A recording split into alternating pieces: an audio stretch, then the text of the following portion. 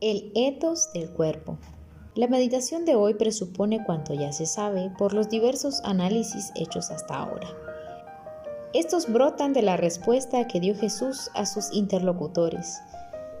Evangelio de San Mateo, capítulo 19, versículo del 3 al 9, y de San Marcos, capítulo 10, versículos del 1 al 12, que le habían presentado una cuestión sobre el matrimonio, sobre su indisolubilidad y unidad. El maestro les había recomendado considerar atentamente lo que era desde el principio. Y precisamente por esto, en el ciclo de nuestras meditaciones hasta hoy, hemos intentado reproducir de algún modo la realidad de la unión, o mejor, de la comunión de personas, vivida desde el principio, por el varón y por la mujer.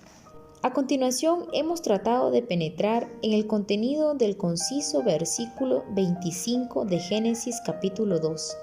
Estaban ambos desnudos, el varón y la mujer, sin avergonzarse de ello.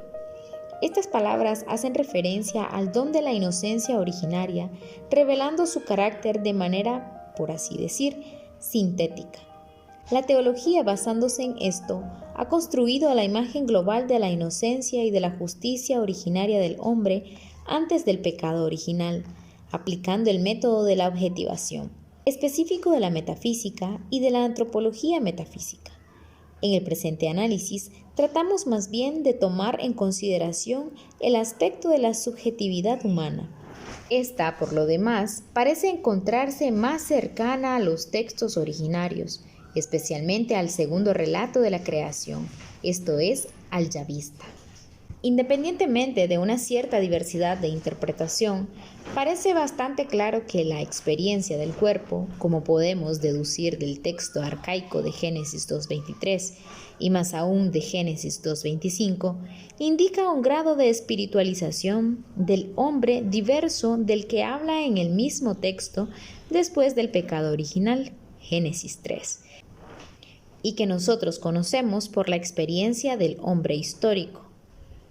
Es una medida diversa de espiritualización que comporta otra composición de las fuerzas interiores del hombre mismo, como otra relación cuerpo-alma, otras proporciones internas entre la espiritualidad, la afectividad, es decir, otro grado de sensibilidad interior hacia los dones del Espíritu Santo.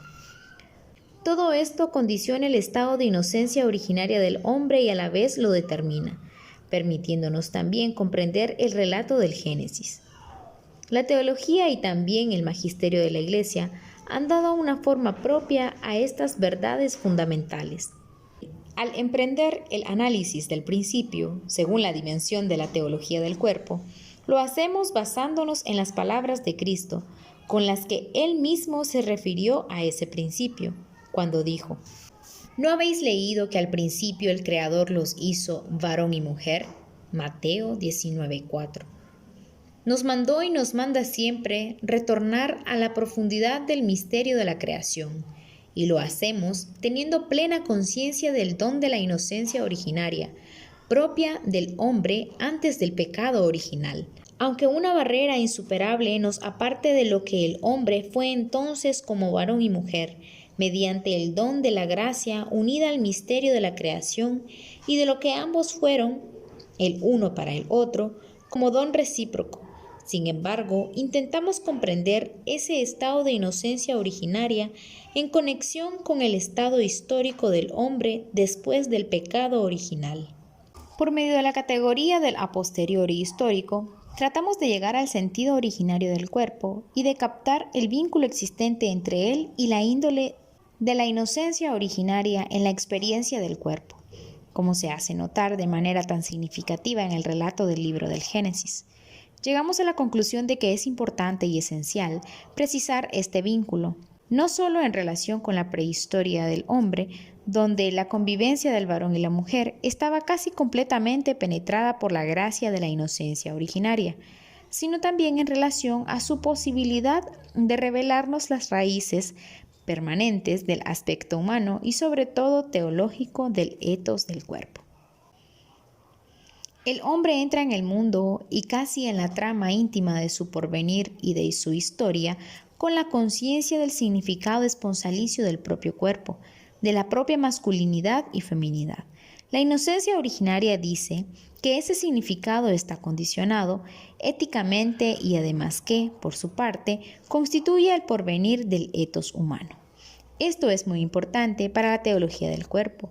Es la razón por la que debemos construir la teología desde el principio, siguiendo cuidadosamente las indicaciones de las palabras de Cristo. En el misterio de la creación, el varón y la mujer han sido dados por el Creador de modo particular el uno al otro, y esto no solo en la dimensión de la primera pareja humana y de la primera comunión de personas, sino en toda la perspectiva de la existencia del género humano y de la familia humana. El hecho fundamental de esta existencia del hombre en cada una de las etapas de su historia es que Dios lo creó varón y mujer. Efectivamente, siempre los crea de este modo y siempre son así.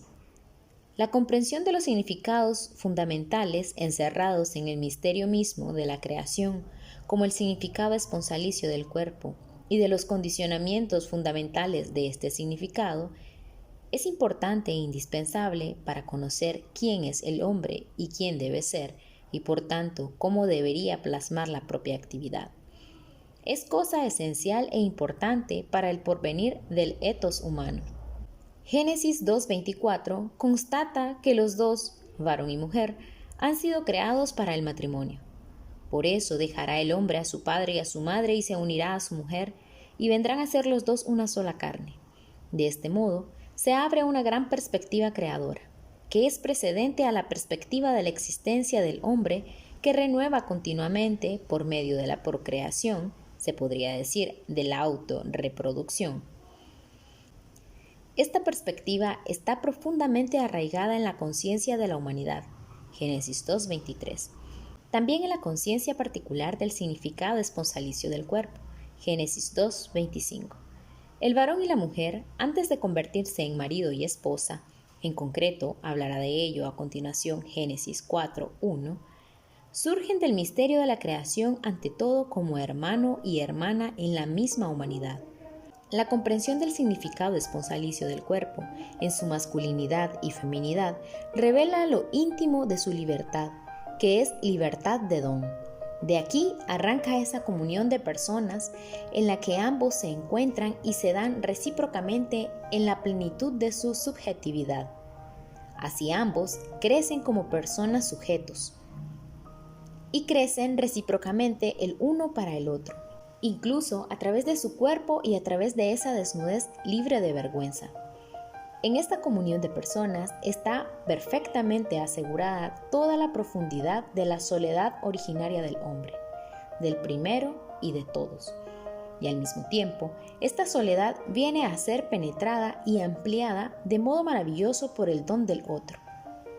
Si el varón y la mujer dejan de ser recíprocamente don desinteresado, como lo era el uno para el otro en el misterio de la creación, entonces se dan cuenta de que están desnudos.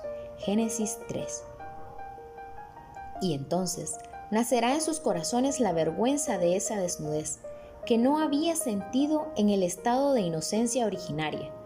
La inocencia originaria manifiesta y a la vez constituye el etos perfecto del don.